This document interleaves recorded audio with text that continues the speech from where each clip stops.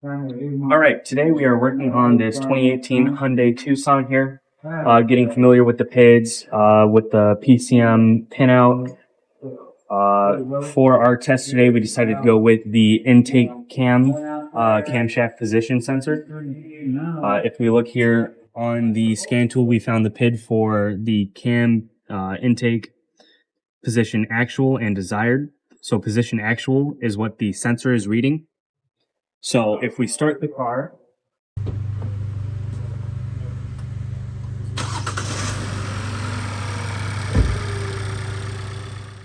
we can see the position actual moving around just a little bit, nothing significant. If we come over to the sensor, we disconnect it, just pull out this clip and pull it off. We come back over to the PID, we see it is not moving at all. If we go to a code scan,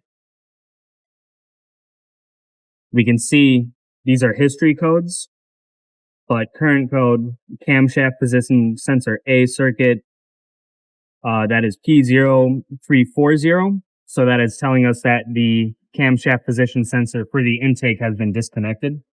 As we can see, the car does still run if you turn it off.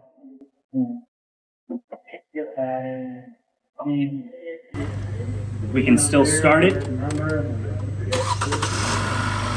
even with the connector disconnected. So here we have all data pulled up for the Tucson. We have the connector view for the PCM here. It has two connectors. That intake camshaft sensor is in connector C200-AK here. It's actually pins 66 and 80. If we go over to the notes I've taken, we can see pin 66 here is our crank camshaft position sensor intake signal, and then pin 80 is the camshaft position sensor ground.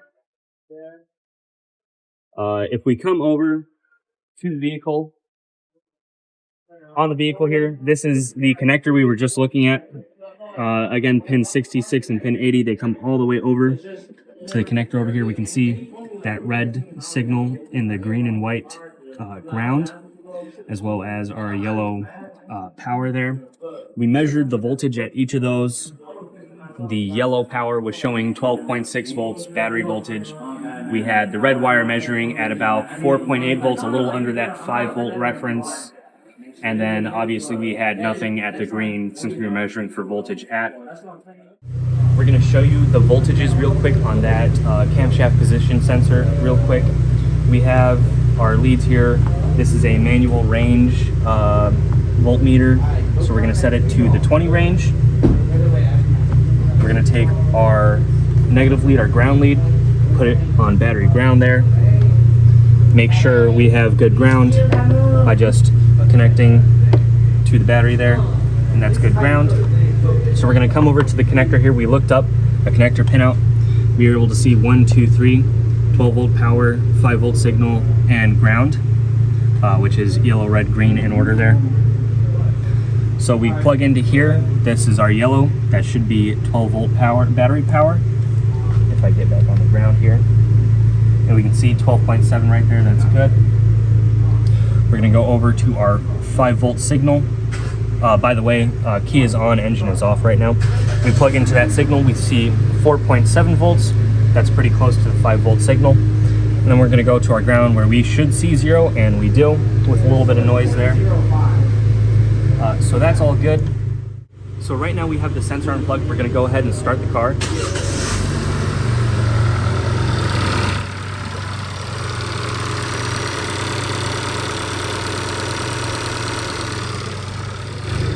So as you can see, the sensor is unplugged. If you look in here, we do have a check engine light on.